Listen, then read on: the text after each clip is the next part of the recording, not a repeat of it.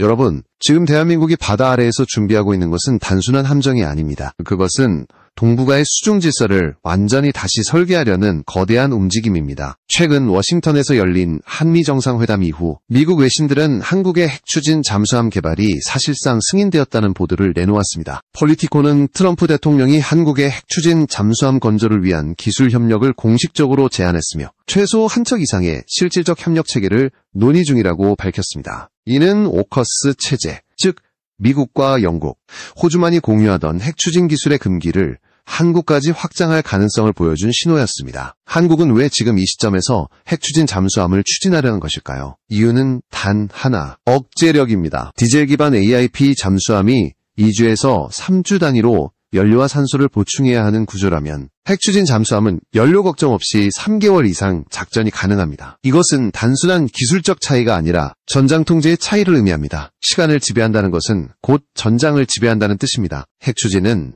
그 시간을 무한히 늘릴 수 있는 힘입니다. 미국의 버지니아급 잠수함이 4만축마력급 S고지 원자로를 사용해 25노트 이상, 상황에 따라 30노트 이상의 고속 항해를 유지하는 것처럼 핵추진은 단위 시간당 통제 가능한 작전 구역을 폭발적으로 확장시킵니다. 속도와 지속, 심도의 곱이 바로 억제력입니다. 한국은 이미 KSS-3 도산 안창호급 잠수함을 통해 수직 발사관과 SLBM 발사 시스템을 독자적으로 구축했고 현무4 미사일의 수중 발사 시험까지 성공시키며 완전한 페이로드 통합 데이터를 확보했습니다.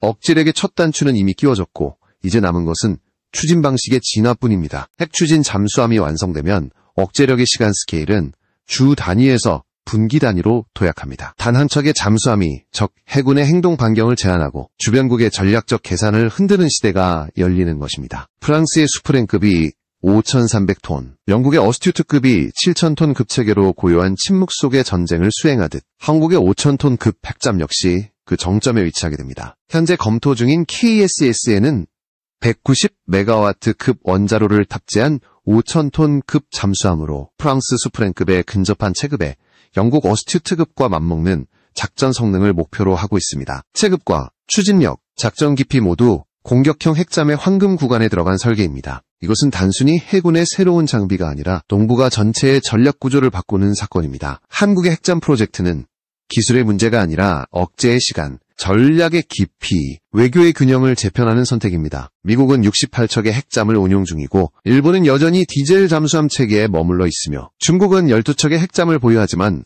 조용성과 추진 안정성 측면에서 여전히 한계가 있습니다. 이런 상황에서 한국이 단 3척의 핵잠 체계를 확보하게 되면 작전 지속시간 기준으로 중국의 80% 이상을 따라잡게 됩니다. 핵추진 잠수함의 가치는 숫자로도 설명됩니다. 190메가와트급 원자로는 약 8만 마력의 실제 추진력을 내며 최대 항속 속도는 30노트, 연속 자망 시간은 120일, 항속거리는 사실상 무제한입니다. 식량과 소모품만 보급된다면 4개월간 해저 작전이 가능하다는 뜻입니다. 이는 디젤 전기 잠수함의 작전 시간 대비 8배에 달하는 수치로 한 척이 8척의 역할을 대신합니다. 이런 지속력은 단순한 수중 작전이 아니라 국가 전략의 심장 박동을 의미합니다. 부산에서 출항한 핵잠이 5일 만에 괌에 도착하고 7일이면 남중국해를 통과할 수 있습니다. 즉, 단 한 척의 함정으로 한반도에서 대만을 거쳐 말라카 해협까지 작전권을 확장할 수 있는 것입니다. 이제 한국 해군의 작전 지도는 더 이상 해안선에 묶여있지 않습니다. 그 선은 태평양을 넘어 인도양으로 뻗어갑니다. 한국의 핵잠, 그 시작은 이제 단 한 줄의 명령으로 현실이 되고 있습니다. 핵추진 잠수함의 두 번째 핵심은 바로 무장 구성입니다. KSS에는 단순히 은밀히 자망하는 함정이 아니라 수중에서 직접 공격을 개시할 수 있는 전략자산으로 설계되고 있습니다. 한국형 핵잠의 설계 안에는 두 가지 주요 미사일 체계가 포함되어 있습니다. 첫째는 사거리 1000km급 순항미사일 현무3 시블럭 2, 둘째는 사거리 500에서 800km급 잠수함 발사탄도미사일 현무 44입니다. 이 두 미사일은 모두 수중 발사형으로 수직 발사관과 완전히 통합되어 작동합니다. 이 조합을 기준으로 보면 핵잠 한 척이 최소 8개에서 많게는 12기의 발사관을 가지게 되며 각각 순항미사일이나 탄도미사일로 채워질 수 있습니다. 즉, 한 척만으로도 최대 16기의 원격 타격 무기를 운용할 수 있습니다. 3척 체계가 완성되면 동시 전개 가능한 미사일 수는 최대 48기. 이는 일본이 계획 중인 지상형 순항미사일 200기 체계의 약 4분의 1 수준이지만 노출 확률은 100분의 1 이하입니다. 수중 억제력의 효율은 수량이 아니라 위치 노출의 불가능성에서 비롯됩니다. 핵잠의 존재만으로도 적국의 전략 지도는 복잡해집니다. 잠수함의 위치를 알 수 없다는 것은 곧 위협의 방향을 알 수 없다는 뜻입니다. 한국의 핵잠 세척이 한반도 주변 해역에 흩어져 있다면 중국과 북한, 일본은 단 한순간도 안심할 수 없습니다. 그들은 언제, 어디서, 어떤 각도로 현무미사일이 날아올지 계산할 수 없기 때문입니다. 이것이 바로 수중 억제력의 본질입니다. 소음 성능 역시 전략의 일부입니다. 도산 안창호급 잠수함의 작전 소음은 약 110dB로 알려져 있는데 이는 일본의 소류급보다 7에서 8dB 정도 조용한 수준입니다. KSS에는 여기에 펌프제트 추진기와 능동형 소음 상쇄 기술을 더해 85dB 이하를 목표로 하고 있습니다. 이 수치는 미국 버지니아급의 90에서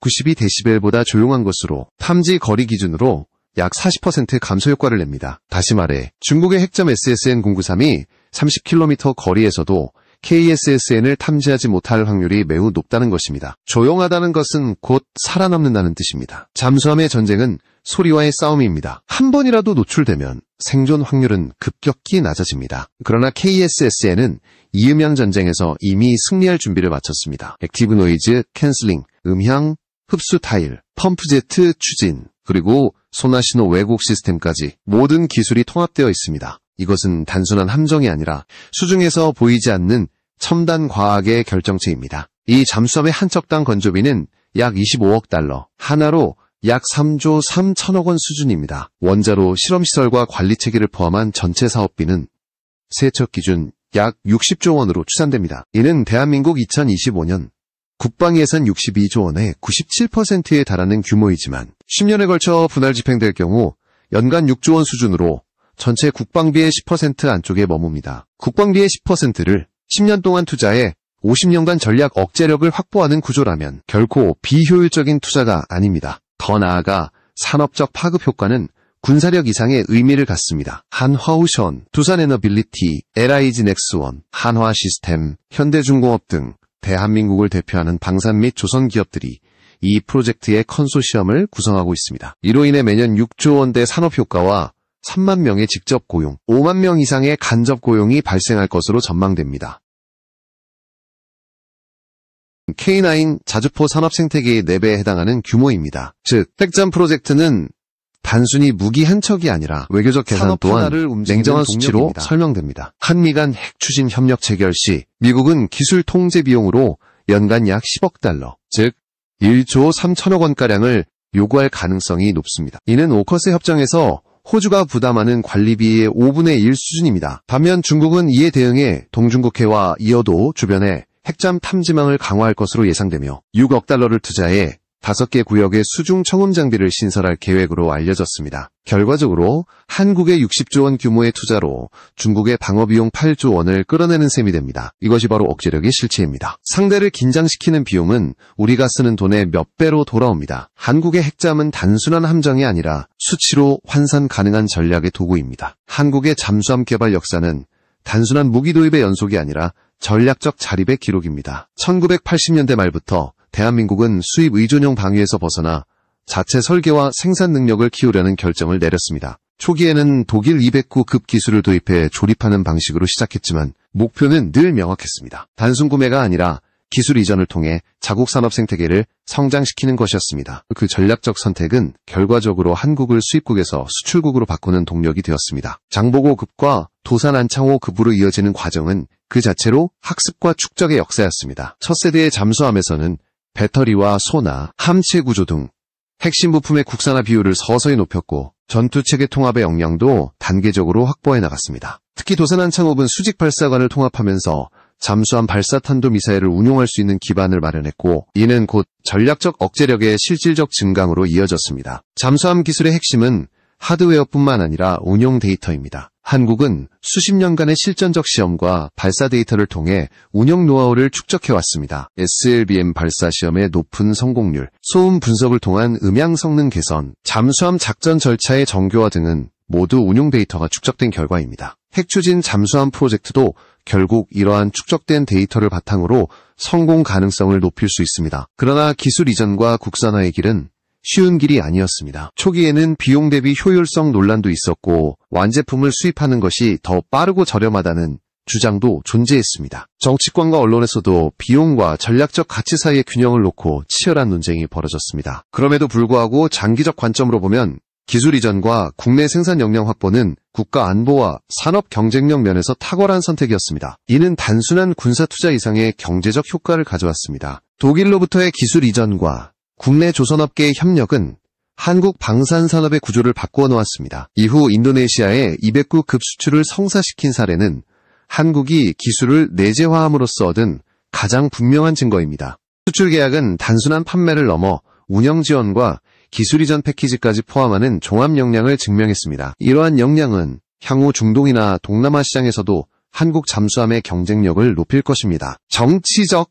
외교적 리스크는 항상 존재합니다. 핵추진 기술을 도입하는 것은 기술적 산업적 이익뿐 아니라 동맹과의 신뢰, 주변 국가의 긴장 관리도 함께 고려해야 하는 문제입니다. 미국과의 기술 협력은 분명히 전략적 이득을 제공하지만 동시에 중국과의 외교적 마찰 가능성도 키웁니다. 따라서 정책 결정자는 군사적 유효성뿐 아니라 장기적 외교 비용과 이득도 계산해야 합니다. 안전성 문제 또한 결코 간과할 수 없습니다. 원자로 육상 시범 건설과 안전관리 체계 구축은 기술 도입의 필수 요소입니다. 원자로 기술은 단순한 추진 장치가 아니라 국가적 안전망과 규제 체계의 확보를 전제로 합니다. 이를 위한 인프라 투자와 규제 체계 정비는 프로젝트 성공의 전제 조건입니다. 마지막으로 인적 자원과 산업 생태계의 중요성을 강조하지 않을 수 없습니다. 핵추진 잠수함 프로젝트는 조선, 원자력, 전자, 제어 시스템, 음향 기술 등 다양한 분야의 숙련된 인력을 요구합니다. 따라서 교육과 훈련, 연구개발, 투자, 민관 협력 체계의 강화는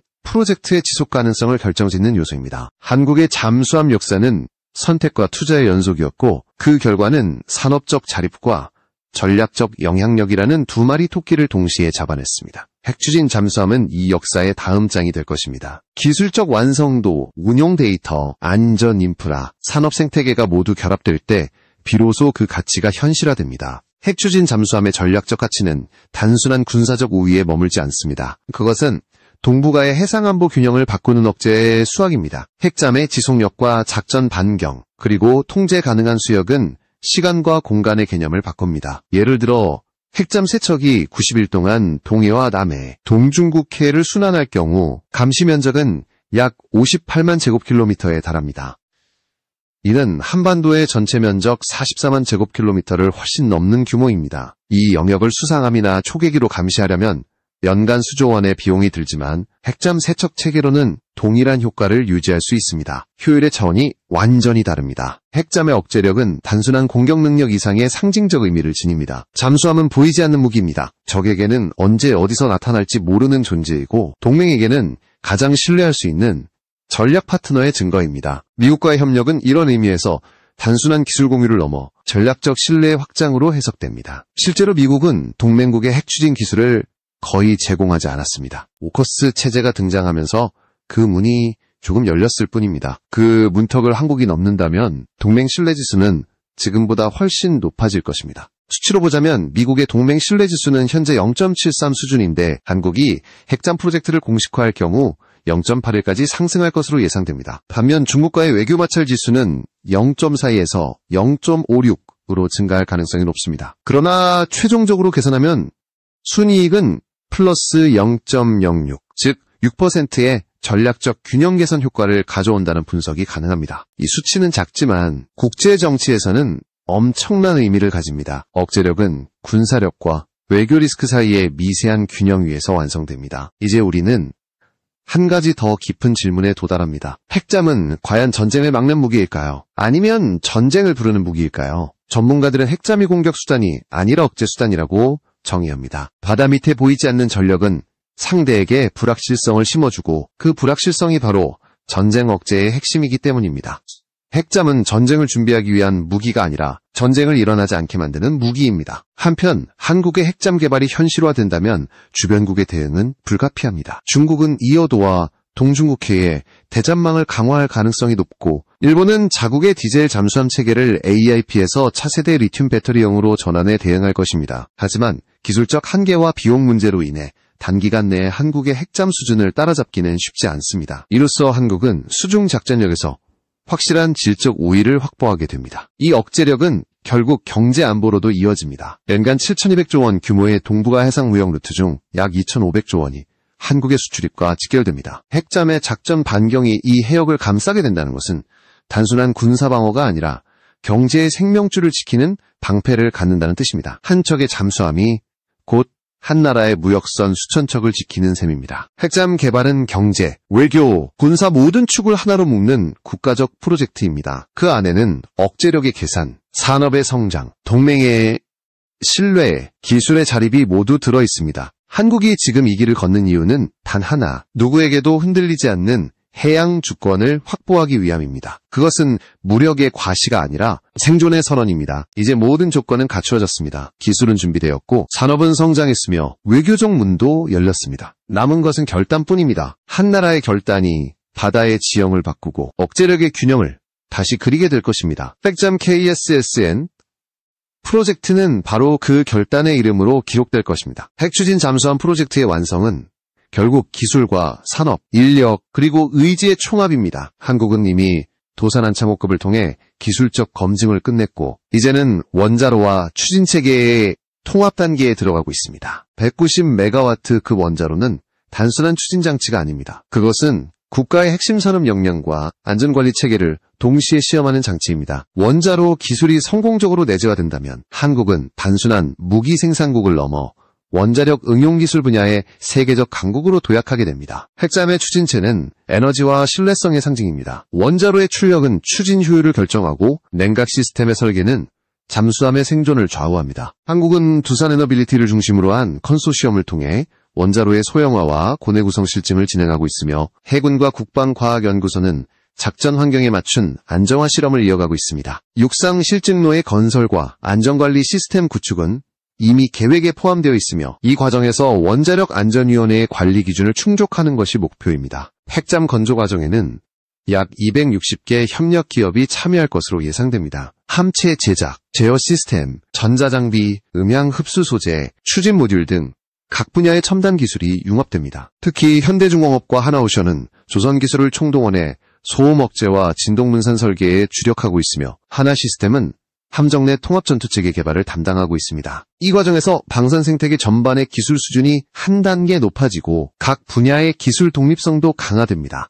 핵잠의 국산화율이 높아질수록 한국은 외부 변수에 덜 흔들리는 구조를 갖게 됩니다. 수입 부품 의존도가 높을수록 제재나 수출 규제에 취약하지만 자체 생산이 가능해지면 전략 자율성이 크게 강화됩니다. 특히 원자로, 전자제어, 추진 모듈 등 핵심 장비의 국산화는 단순한 경제 효과를 넘어 군사 독립의 상징으로 평가됩니다. 이제 남은 과제는 운용 인력의 양성과 데이터 통합입니다. 잠수함은 기술보다 운용이 더 중요하다고 평가됩니다. 아무리 완벽한 기술이라도 그것을 운용할 사람이 준비되지 않으면 전력화될 수 없습니다. 한국 해군은 이미 수십 년간 잠수함 작전을 통해 경험을 쌓았으며 핵잠 도입에 대비한 전문 인력 교육 체계를 마련하고 있습니다. 해양대학, 국방과학연구소, 원자력연구원 등 주요 기관이 공동으로 교육과정을 설계 중입니다. 또 하나의 중요한 요소는 시뮬레이션 데이터와 AI 기반의 예측 시스템입니다. 핵잠은 실전 투입이 어렵기 때문에 수많은 가상 시나리오를 통해 작전 환경을 예측해야 합니다. 인공지능은 수중 음파, 온도, 수압, 소음 등의 변수 데이터를 학습하여